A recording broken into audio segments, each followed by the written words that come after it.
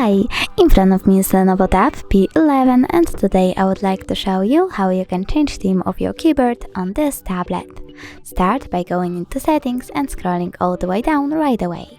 Then choose System, Languages, misclick. System over here, Languages and Input, Virtual Keyboard, and you currently use one, in my case Gboard.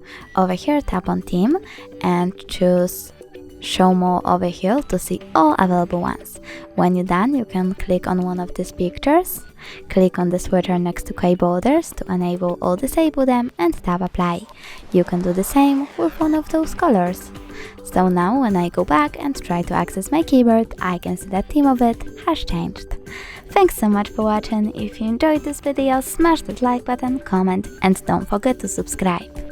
Bye!